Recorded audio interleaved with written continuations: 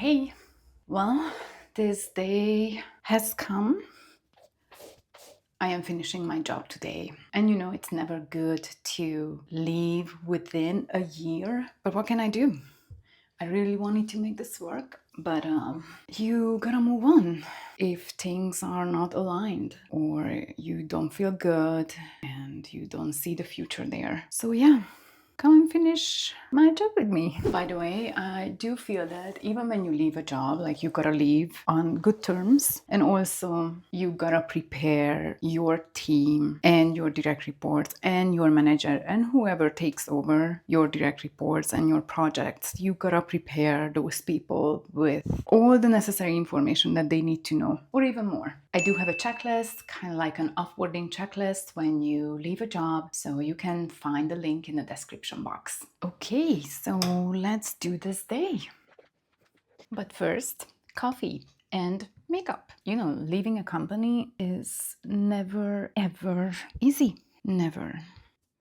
What I will miss the most is the people, but I do believe that if you develop strong and good relationship with your peers, your direct reports, and your manager, then you can still keep in touch. So there is LinkedIn, WhatsApp, Viber, so many ways to keep in touch nowadays. What's funny is none of my team members were based here in Toronto. So when we will keep in touch, then it will be online. Well, that's how it is.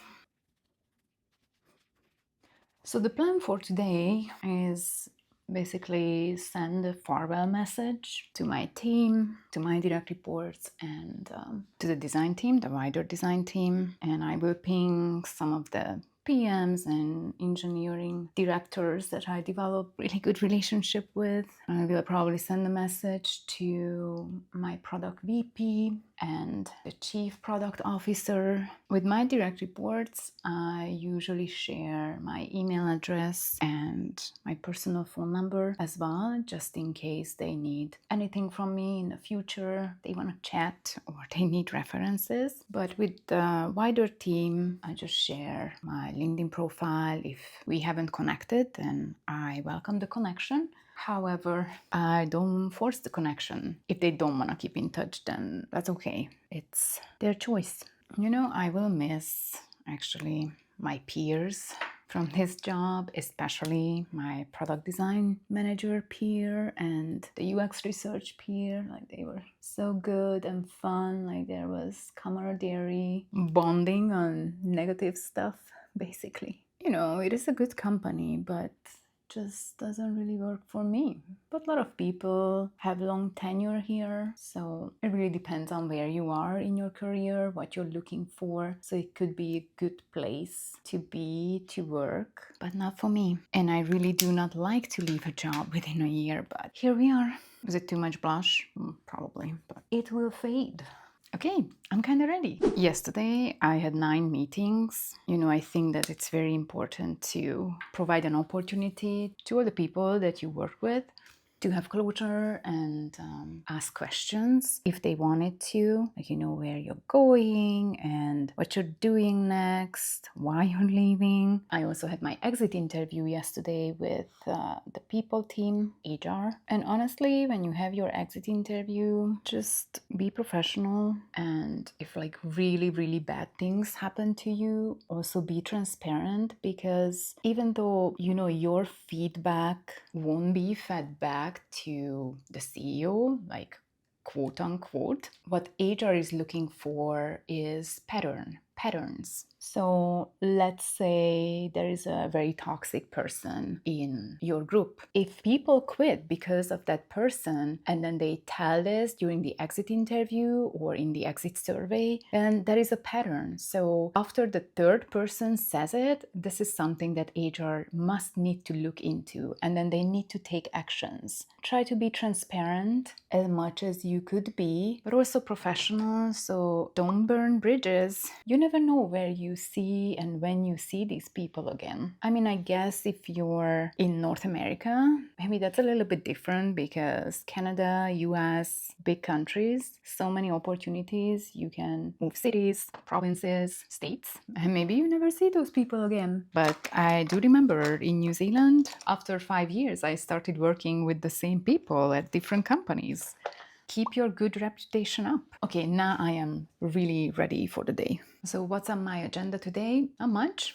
Really, I want to send all of those messages, just offering to keep in touch. Other than that, I'm just going to go through this checklist I mentioned earlier, just check everything off so that everything is in order and I am ready to remove any kind of personal stuff from my work computer. And I also going to wipe my Mac so it is ready for the next person to use the computer. And if the return box arrives by this afternoon, then I am going to take the computer to FedEx. I will probably finish maybe an hour, a couple of hours earlier than 5 p.m. today.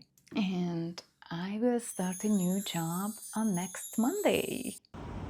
It's not really pleasant outside, raining, but it is my lunch break, so we're just gonna go and walk a little bit with Lego.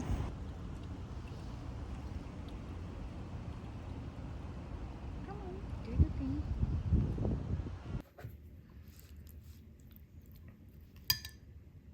So now I am going to show you what this offboarding checklist looks like. So there are multiple segments or sections in this handoff checklist when you leave a job.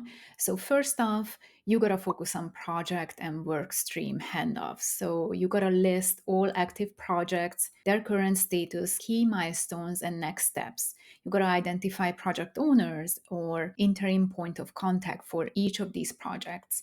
You gotta document design decisions, rationales, and link to key artifacts, Figma, any kind of research, Lucid, FigJam, wherever you make notes. And you gotta note upcoming deadlines and reviews. For example, design critique, usability tests, stakeholder reviews, stuff like that. And then the next section is team and people management. And I feel that this is the most important part, especially if you have not met or you don't have a chance to meet your successor. This is very important. And I know that when I got this document from the previous manager of my direct reports, it was super useful for me.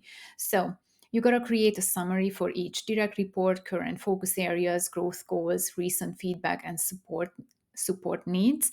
And obviously, if you are not a manager, then you can skip this part. You got to identify ongoing performance and career conversations and their current stage, share your insights on team dynamics, strengths, and collaboration patterns. You got to introduce reports to their new interim or permanent manager and clarify transition timing, what it could look like. And you should schedule an optional one-on-one wrap-ups with each of your direct report to provide closure and guidance. And I feel that this is a very important step because they might not feel comfortable asking questions in a group setting. However, if you develop that relationship well, then they feel comfortable asking you, like, maybe why you're leaving and where are you going, and stuff like that. There is a section about stakeholder and cross-functional handoffs. You gotta list your key stakeholders, share any open collaboration threads, provide templates or norms for cross-functional rituals like design reviews or sprint planning or sync notes. You got to notify stakeholders of your departure and introduce their new point of contact. And then there is the knowledge transfer. So if you're an IC, you probably spend more time here instead of the team and people management section. So knowledge transfer, you gotta audit and organize shared drives, Figma files, Notion, Confluence pages, FigJams, Lucid files, all of the documentation tools and areas. You gotta write a handoff document summarizing key decisions, active initiatives, dependencies, upcoming opportunities. And if you can, you should record short walkthrough videos if helpful, especially when you are handing over a complex system or workflow, especially if you are the SME on that project. And you gotta make sure that all of the documentation links are up to date and accessible by everyone. And then next one, we have an operational and admin wrap up. So that's where you update and archive meeting cadence. If you own Google Meeting invite, you gotta make sure that you hand this over to someone who stays behind. You gotta reassign that meeting ownership, update organizational charts, Slack channels, mailing lists as needed. You gotta return and reassign any tools, licenses, or shared accounts. And you gotta coordinate with the people team, HR, and IT for final logistics and permissions. And then communication and closure. I mean, I mentioned this in the team and people section, but this is about like drafting your messages.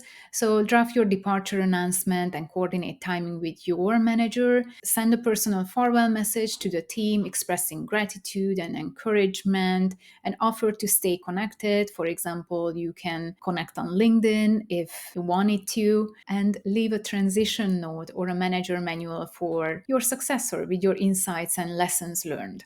So I usually have this handoff checklist in the appendix of my handover document. So that's why I noted this here, that this is the document. Okay, and the last week you gotta fill out your exit survey or do your exit interview. Maybe your people team, HR team do both. You got to set up your calendar message that you will be no longer with the company. And you should also share a contact person, like who people can contact with when you are not there anymore. If your company is participating in some kind of social impact work, then donate any remaining rewards in the donation tool that you are using. Ours was called My Goodness.